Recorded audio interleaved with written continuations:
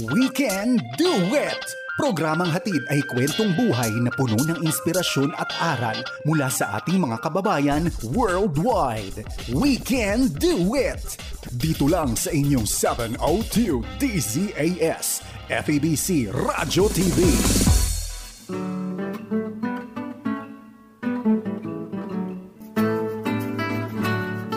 From Southern California, the Far East Broadcasting Company presents We Can Do It. And indeed, we can do it. Panlingguhang palatuntunan, weekly program na kung saan, ang sabi nga ng aking Ate Maru, mga kwentong may kwenta.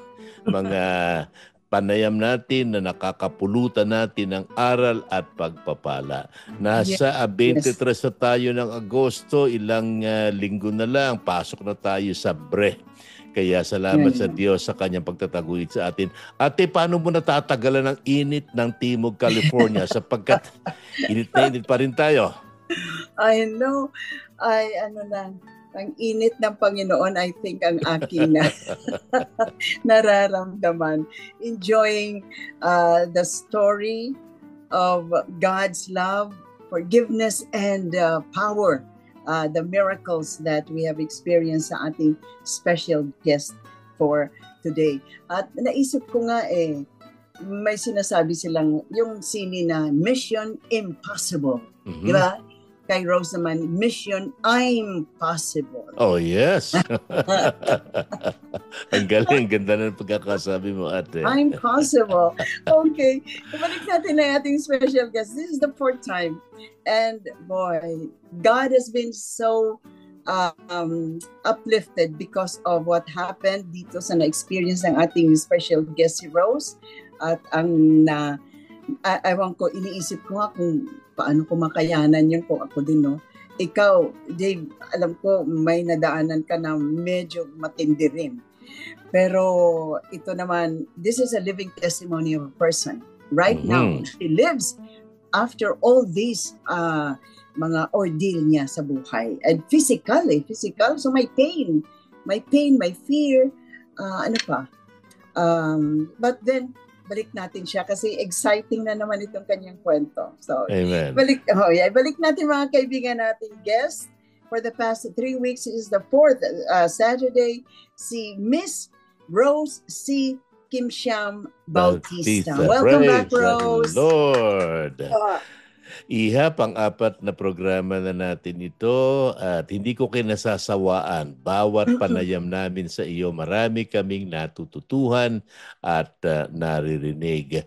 Muli, ang mga Bautista ay taga Caloocan City, diyan po malapit sa MCU sa Monumento, kaanib-laki po sila sa Grace UMC at dito na sa Estados Unidos. Pag-usapan muna natin yung iyong trabaho. So nasa UCI, University of California in Irvine Hospital ka po ba nagtatrabaho? Ano pong hospital kayo naroon? Sa UCI po, pero retired na po ako. I retired almost 4 years na po ngayon. At dahil sa COVID ko nag-decide na po akong mag-retire as advised by my primary doctor. Ayun. Introduce to us your family, Iha. Introduce to us your family. Ang parents ko po laki sa Bataan, from Orani, Bataan. And then we were raised, there's 3 of us. I'm the youngest among the 3. Lumaki po ako sa Caloocan City. And then, sa Caloocan na po kami, even my parents. And then, as a family, talaga pong solid kami. We were raised in a church. Kaya, at an early age, I know I found Jesus Christ when I was in high school. And then, after po noon, talagang hinahanap-hanap namin yung church. Parang yun ang second family mo sa buhay namin. Kaya, yun po. Oh, wow. And then dito sa Irvine, sino kasama mo sa bahay, Iha? My son-in-law recently passed away a year ago. So yung daughter ko po, I'm living with her now. Sinama na niya ako sa bahay niya. So kami lang pong mag-ina. But my families are just around the corner. Kaya pa rin po kami.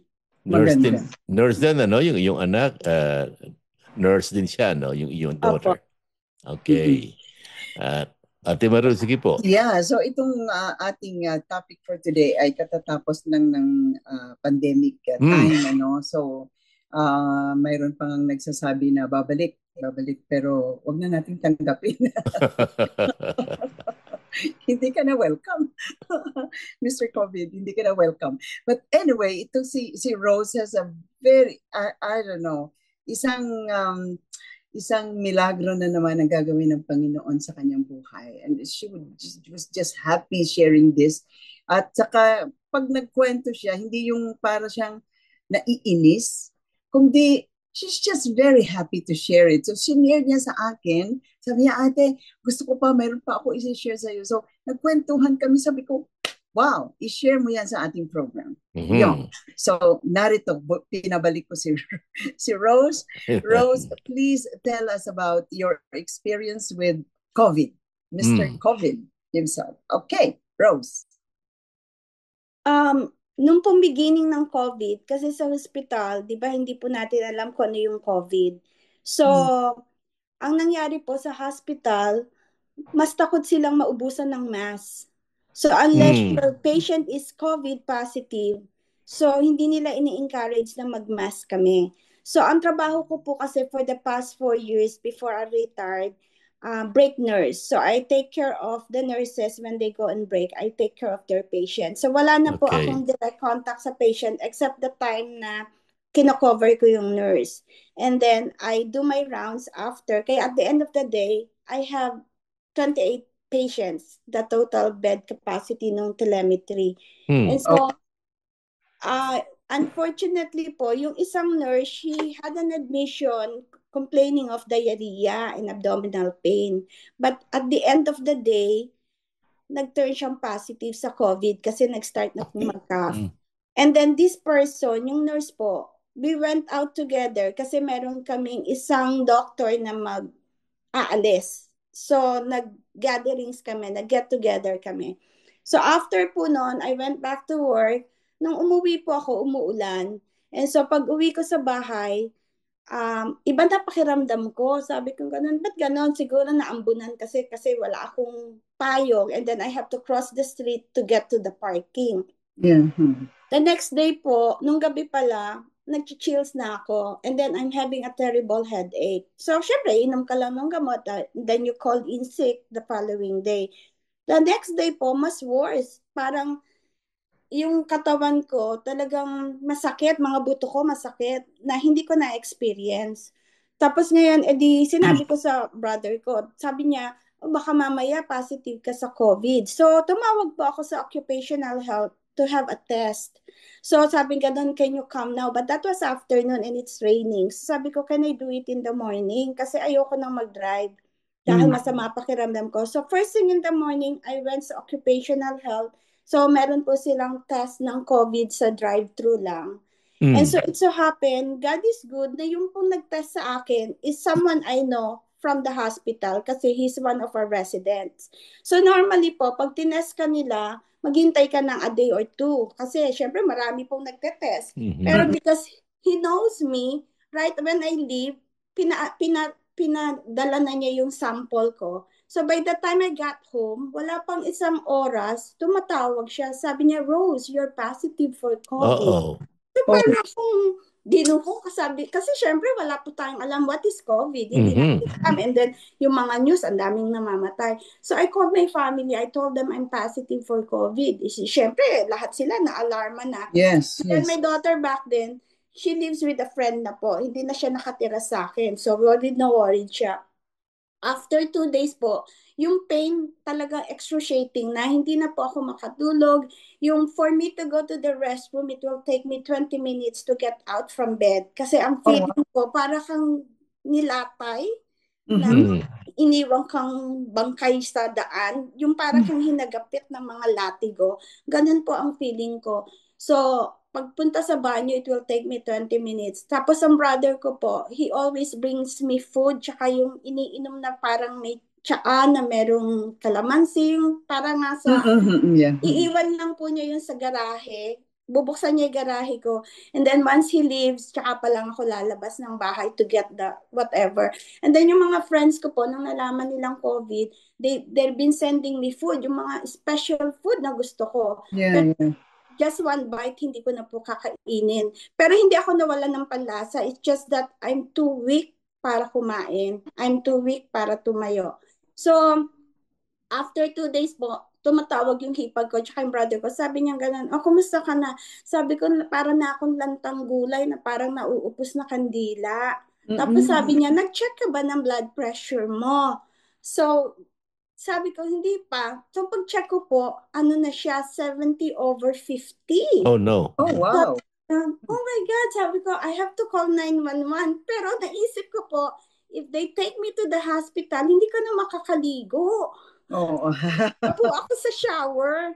So, nung nag-shower po ako mabilisan, talagang magko-collapse na ako. So, naglagay na ako ng bathrobe and then I called 911. Tapos sinabi ko nga po na I have COVID. Tapos ang blood pressure ko 70/50 na.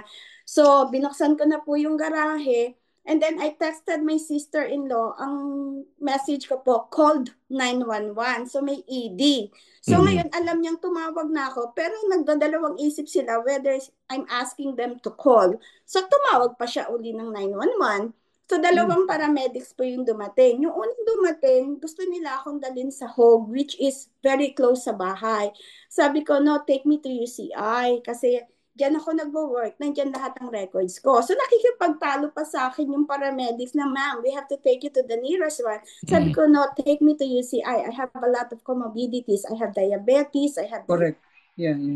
Nung dumating po yung second ambulance, naririnig niya. Sabi niya, it's okay. I'm taking her to UCI. We're gonna Good. UCI. So, hindi ko po alam na ang brother ko at yung sister-in-law ko, they were there already standing. So, sinara na nila yung garahe ko and then naka-follow sila sa ambulance. Pero obviously, hindi ka pwedeng pumasok. Even yung mga kasama ko sa trabaho, they can't even go to ED. Unless you're the nurse in charge for the patient, hindi ka pwedeng mag-ikot-ikot. Yeah. So, talagang strange po. Tapos, nagsasabi yung paramedics, patient, 58-year-old, blah, blah, blah, ganyan. Tapos nung in-admit po ako sa step-down ICU muna. So binigyan nila akong oxygen. So bawal ang dalaw.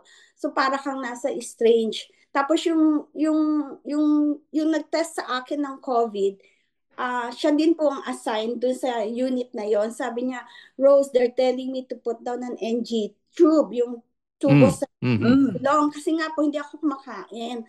Sabi ko, no, I don't want that. Sabi niya ganun, then you have to drink, you have to eat. Sabi ko, I promise I'm gonna drink, I'm gonna eat. So ngayon yung brother ko, nagdala siya ng parang kalamansi, iniwan niya sa reception. So ininom ko po, then I started coughing. So ngayon bumagsak na po ang oxygen level ko. So nagkataon yung nurse ko, anak siya ng kaibigan ng hipag ko sa another unit.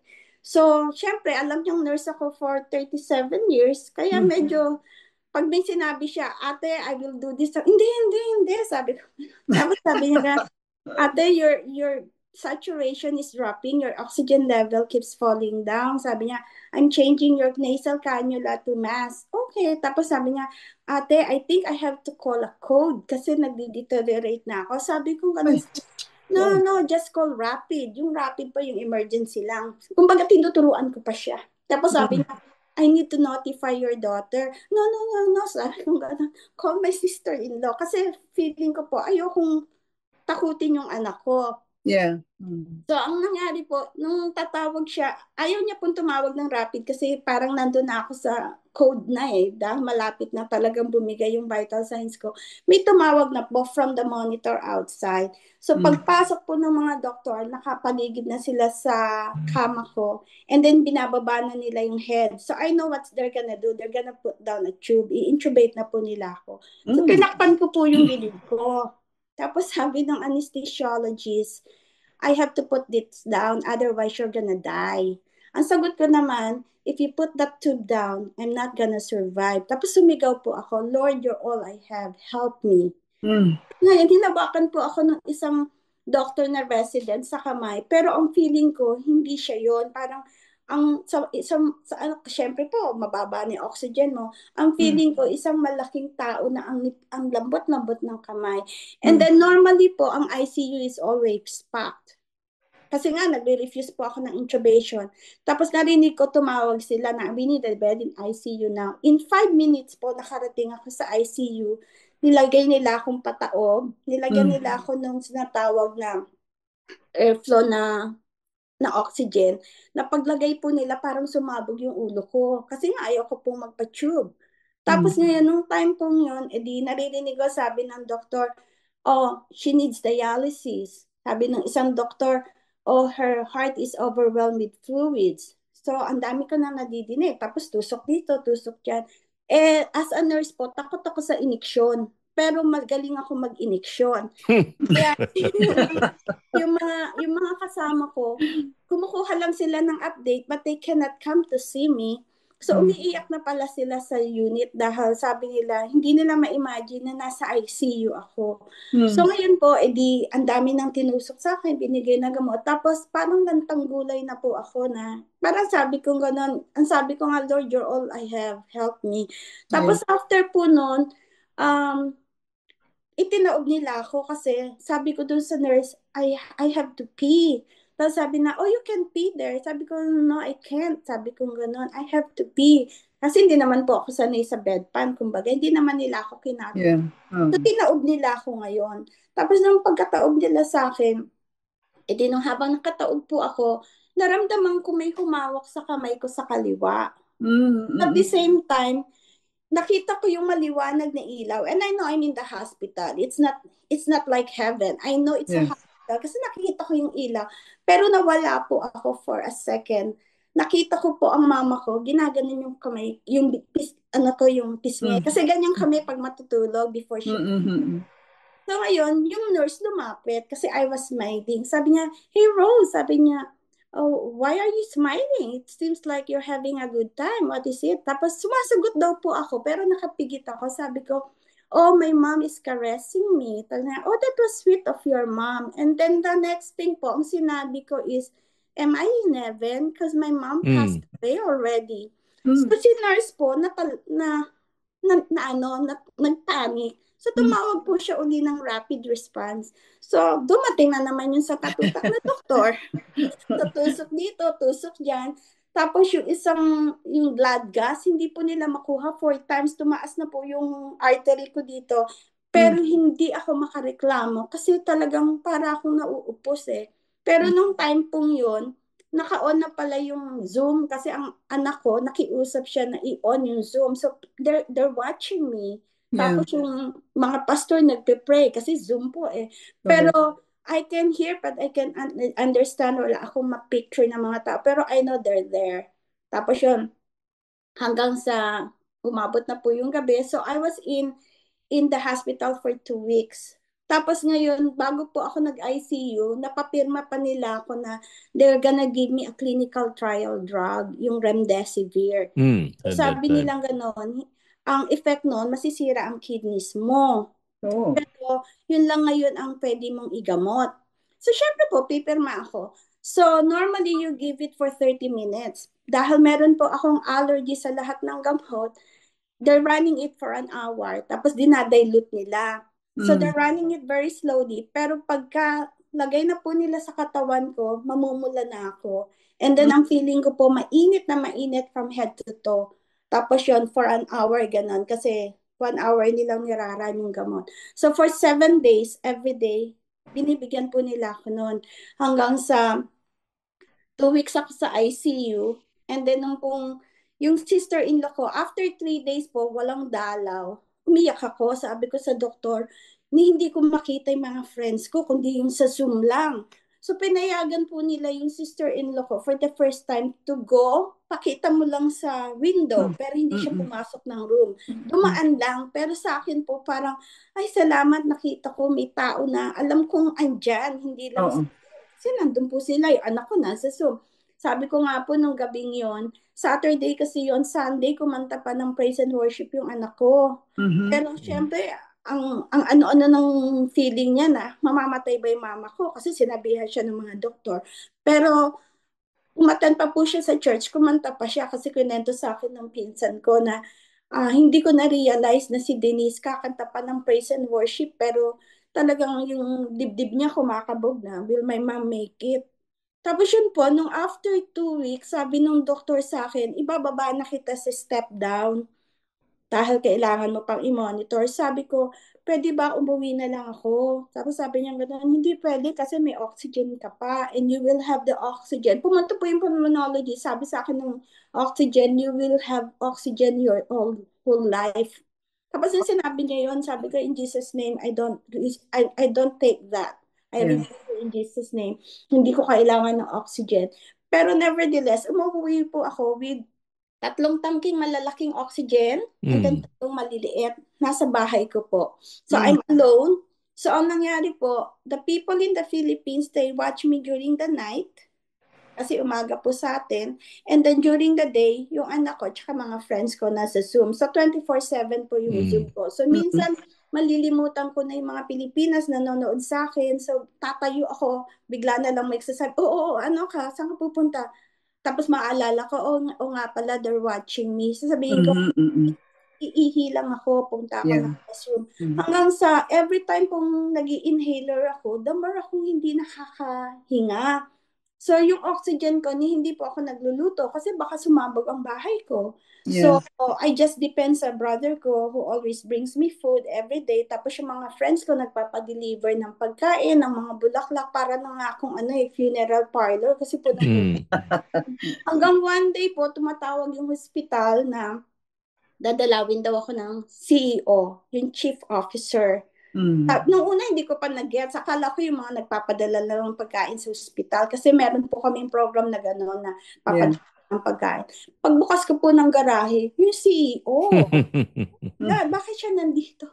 So, nag-post pa po ako. Sabi ko, guess what? Dinalaw ang CEO. Ang dami nag-comment. Dapat lang kasi munti ka na mamatay dahil sa mga ayaw nilang mag-mask. Ang dami mga comments. Sabi ko, kayo naman, dinalaw na nga ako. Yung mga ganyan. So, anyway po. So, nung siguro 1 month diretso nasa bahay lang ako, no? Tapos sabi ko gano'n, nag-pray ako, sabi ko, Lord, I wanna do something different. Sabi ko, aalisin ko ang oxygen. Kasi sabi ko, hindi ko na to kailangan kahit sinabi ng doctor na-damage po ang lungs ko. Tsaka, So ngayon, nung sabi ko dun sa kasi every other day, dinadala na ako ng oxygen, hindi ko naman nagagamit pa yung iba. Tapos sabi ko, dalhin nyo na lang yan sa ibang pasyente kasi ang daming nangangailangan ng oxygen. Puno na itong bahay ko ng oxygen. Sabi nila, no, we can't do that until there's an order from your doctor. Sabi ko, ganun ba yun? So, tinawagan ko po yung doctor ko. Sabi ko, ganun, I made my decision. I don't need the oxygen. Sabi niya, are you sure what's your saturation? Sabi ko, 99%, 100%. Tapos sabi niya gano'n, are you sure? Kasi alam niya yung notes ng pulmonologist na kailangan ko ng oxygen, dependent na oxygen. Sabi ko, hindi ko na to kailangan. So, pinakuha ko na po yung oxygen. Pero syempre, nagtira ako ng isa. Sabi ko, Lord, magtitira ako ng isa, not because I don't believe you, but because in case of emergency, meron ako. Yun po. So, naiwan yung isang oxygen. And then I realized, mas nakakahinga na ako ngayon kasi yung naka-oxygen ako. Tapos ngayon, unti-unti na akong tumatayo. Tapos yung pagkain ko, hindi pa rin po ako nakakain. Pero pinipilit ko ng kumain.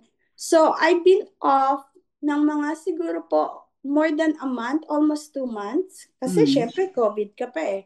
Tapos nung bumalik ako, the day before ng duty ko, syempre nag-nap ako, 2:30 po, nag-ring yung phone ko. Tapos sabi nung nasa kabilang linya, I am Dr. So-and-so from research. Sabi ko, okay. Tapos sabi niya, you know, Rose, we've been giving you the drug for a week, right? Yeah. Sabi niya, I'd like to tell you na all you receive is placebo.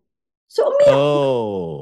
So, it's not a remdesivir. Kaya pala yung sabi ng hipag ko, God is good kasi hindi nasira ang liver ko, ang kidneys ko. Kasi yun po ang unang mag-elevate. Pero lahat normal. Tapos iiyak ko ng iyak. Tumunawagan ko yung isang pastor namin. Sabi ko gano'n, I just received a call from the research doctor na yung natanggap kong gamot, placebo. Kasi hindi po alam ng pharmacist yun kasi dinideliver lang sa kanila dahil COVID nga Okay. So, hindi sila ang gumagawa nun. It's coming from a manufacturer. So, hindi nila alam whether it's placebo or it's an actual drug. Pero sabi nilang lahat, bakit umiinit yung katawan mo? Kasi nagpa-flash po ako Sabi ko, healing hand yun ng Lord. Sabi ko gano'n. And I know hindi niya gustong bumalik ako sa trabaho the next day para pagsabi ko na, the remdesivir was. Kaya nung pagbalik ko po, lahat tinatanong ako, okay ba yung remdesivir? Was it effective? Sabi ko, no, I didn't get a remdesivir. It's all placebo.